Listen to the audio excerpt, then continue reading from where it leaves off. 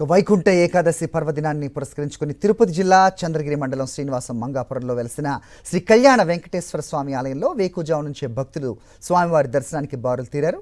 ఉదయం నుంచే ఆలయంలో భక్తుల తాకిడి మొదలైంది. టీటీడీ అధికారులు మాత్రం వీఐపీ టీటీడీ ఉద్యోగుల సేవలో తరించారు. టీటీడీ ప్రసాదాల వితరణలో కొంత గందరగోళం నెలకొంది. శ్రీనివాస మంగాపురంలో శ్రీవారి లడ్లు పంపిణీ చేయకపోవడంతో భక్తులు ఇబ్బందులు పడ్డారు. ఇదే అంశంపై అప్డేట్స్ మా కరెస్పాండెంట్ మూర్తి అడిగి తెలుసుకుందాం. మూర్తి, చెప్పండి. సో భక్తుల తాకిడి ఓవైపు అయితే టీటీడీ అధికారులు మాత్రం వీఐపీ అలాగే టీటీడీ ఉద్యోగుల సేవలో తరించారు అనే వార్త చూస్తున్నాం. సో అలాగే ప్రసాదాల వితరణలో కూడా కొంత గందరగోళం అని తెలుస్తోంది. ఏంటి మీ దగ్గర ఇన్పుట్స్?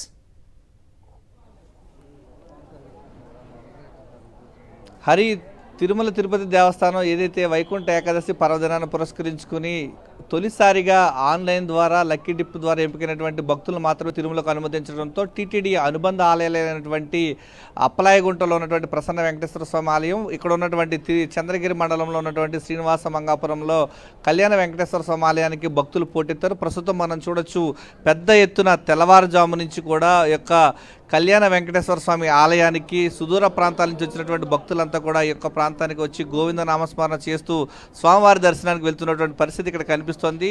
మొదట కొంత ఇబ్బందికర పరిస్థితులు ఉన్నప్పటికీ ఇప్పుడు చాలా ప్రశాంత వాతావరణంలో భక్తులందరినీ కూడా క్యూ లైన్లో అనుమతిస్తున్నటువంటి పరిస్థితి ఇక్కడ చూడొచ్చు. ఏదైతే తెల్లవారుజామున కొంతమంది వీఐపీ సేవలు తరించినటువంటి టీటీడీ అధికారులు ఇప్పుడు సామాన్య భక్తులకు పెద్దపీట వేస్తూ క్యూ లైన్లో చాలా ప్రశాంత వాతావరణంలో వెళ్తున్నటువంటి పరిస్థితి కనిపిస్తుంది. కొంతమంది భక్తులు మనకు అందుబాటులో ఉన్న స్వామి ఎక్కడి నుంచి వచ్చారు, ఎలా అనిపిస్తుంది దర్శనానికి సంబంధించి? స్వామి ఓం నమో వెంకటేశాయ.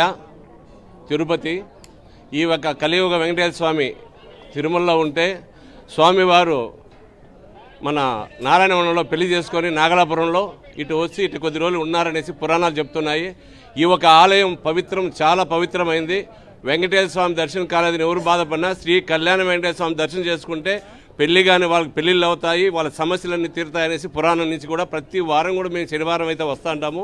ఈ ఆలయం దర్శనం చాలా పవిత్రమైంది. ప్రతి ఒక్క భక్తుడు కూడా శ్రీనివాస మంగాపురం శ్రీ కళ్యాణ వెంకటేశ్వర స్వామి దర్శనం చేసుకొని ఆయన ఒక కృపకు పాత్రలు కావాలనేసి కోరుతున్నాం. ఓం నమో వెంకటేశాయ. చాలా భక్తులంతా కూడా పెద్ద ఎత్తున తరలి వచ్చారు. క్యూ లైన్లో గోవింద నామస్మరణ చేసుకుంటూ వారు ఒక్కొక్కరిగా లోపలికి వెళ్తున్నటువంటి పరిస్థితి కనిపిస్తోంది. ప్రస్తుతం మనం చూడొచ్చు, వైకుంఠ ఉత్తర ద్వార దర్శనం అంటేనే చాలా ఏడాది మొత్తం కూడా ఎప్పుడెప్పుడు దర్శనానికి వెళ్దామా అంటూ ఉవ్విళ్ళూరుతూ ఎదురు చూస్తూ ఉంటారు. ప్రస్తుతం అయితే శ్రీనివాస మంగాపురంలో చాలా ప్రశాంత వాతావరణంలో యొక్క భక్తులైతే క్యూ లైన్లో దర్శించుకుంటున్నటువంటి పరిస్థితి ఇక్కడ కనిపిస్తూ ఉంది. రైట్ మూర్తి.